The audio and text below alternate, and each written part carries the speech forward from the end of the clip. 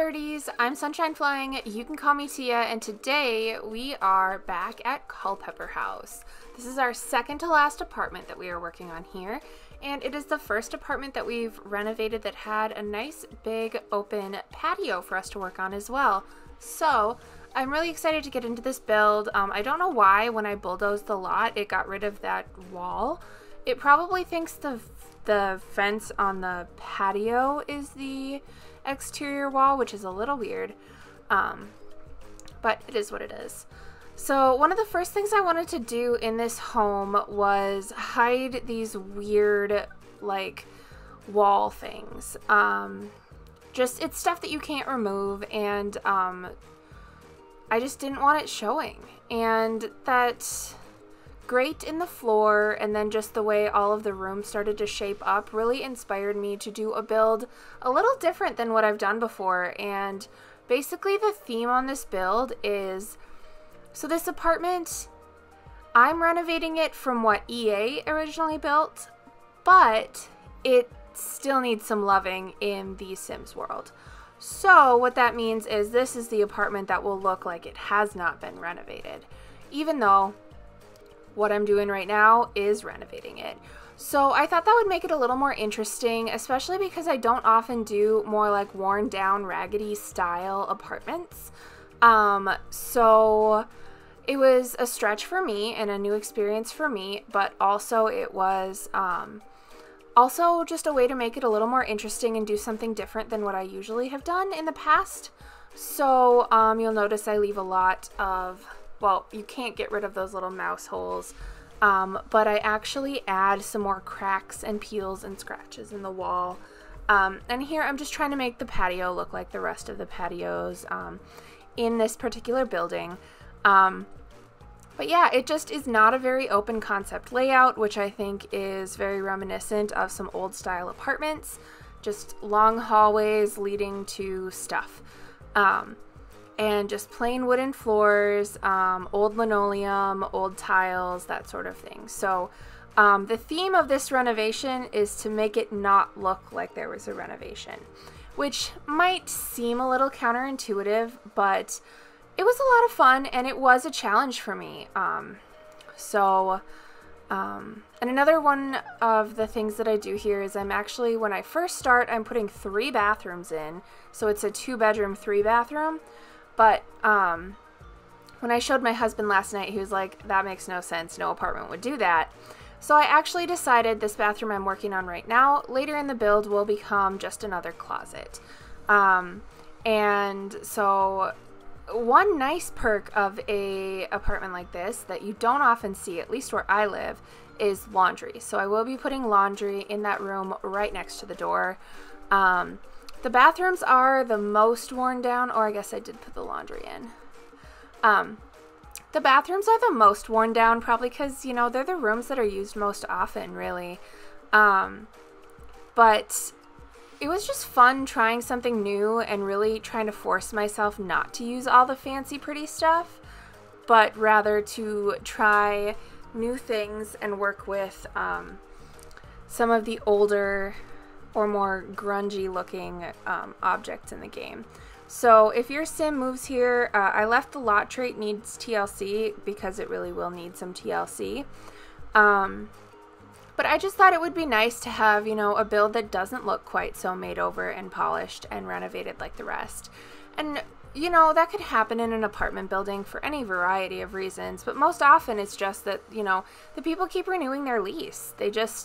They're happy with where they're at, and so the landlord's just gonna wait until they move out. So, I mean, in theory, the Sims who live here probably have lived here for a very long time. They've probably hardly even noticed the, you know, cracks and all of that because they've just lived there for so long.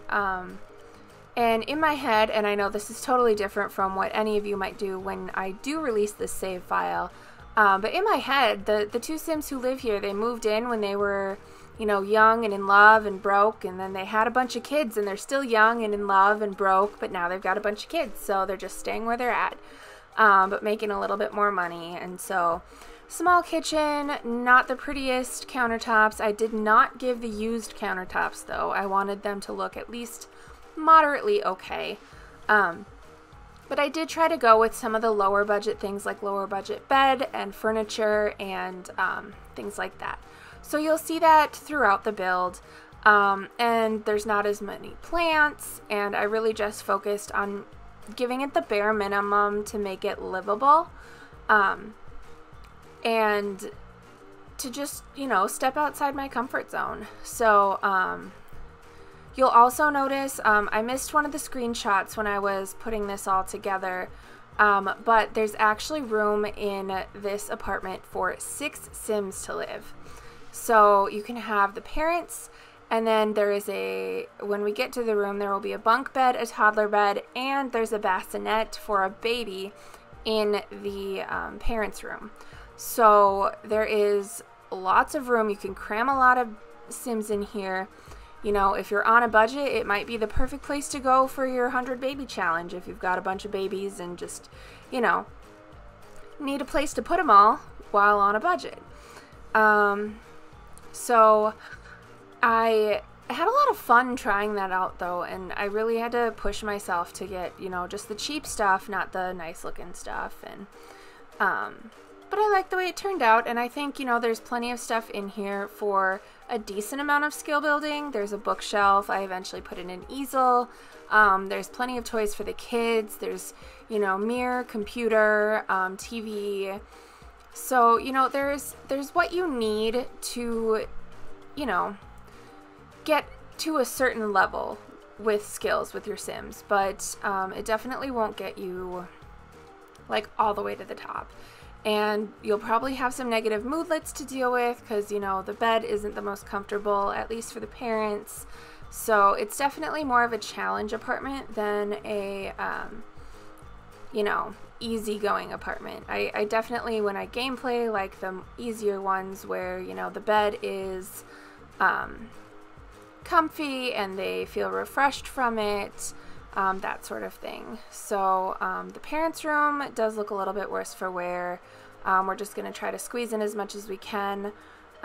One of the things that I did to try to make it look a little bit like they'd been there for a long time is the side tables and the lamps on the side tables don't really match. I think that's just something that comes with, you know, moving in together and then just having whatever instead of going out and buying matching stuff or having matching things on a registry or something. So there's also not much art on the walls, at least in here. In the kids' room, there'll be a couple posters, a couple pictures, but it's probably the kind of stuff you could find like cheap at a thrift store or something. So not a fancy home by any means, but it'll do. I did play around with the layout a little bit and just really tried to figure out where it made the most sense to have everything. At first I had the baby bassinet in the room with the toddler and the 2 bunk beds, but I decided to move it into the parents' room so it wouldn't wake the kids up. And I think it fits better in with the parents' room anyway, just so they're right there and then the kids can get a good night's sleep. So tried to remember also to add some toddler stuff throughout the bathroom. So everything should be functional.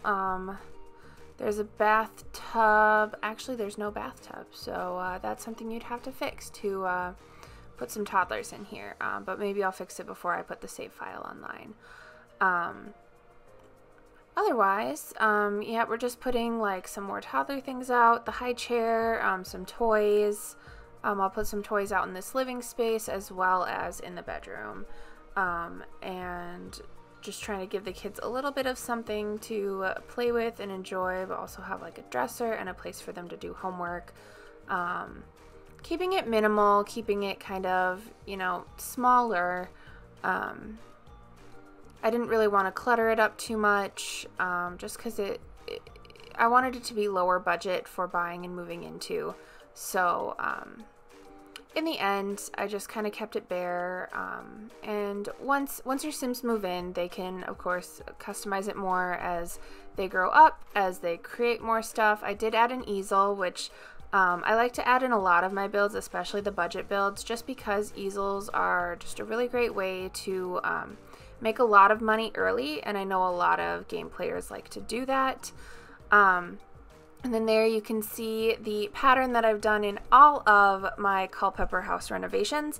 I've done that painted brick on any of the walls that are actually facing or on the other side of the brick walls of the building. So that I did leave in. That's kind of like a been there since the building was made kind of a thing, in my head at least, for the Culpepper House. And now we're just kind of finishing up here by putting some furniture out on the patio. There is a grill and some decorations. I played with the idea of having a table out there, but there's not much space to move around. So in the end, I decided to put a toddler slide out there so the toddler can get some of that movement skill, and then added a couple chairs. I really had some trouble alt placing. Then just added a couple chairs so some people could just hang out outside, watch the people walking by. But then after that, I believe we're just going to hop into some of the screenshots, and that'll be the end of this video. I know it was a shorter one, but it is a smaller apartment, and I did keep it pretty minimal, so there's not a whole ton to see. But I hope you enjoyed it. I hope that you are still enjoying these Renovation Wednesday videos. I plan to continue them. If you haven't seen any of the others, please do check out my channel. I've got an entire playlist of Renovation Wednesday videos, and when I'm all done renovating San Myshuno, I'll release a save file so you can download them all and play in them all. Thank you all for watching, and I hope you have an awesome day, and I will see you in my next video. Bye-bye!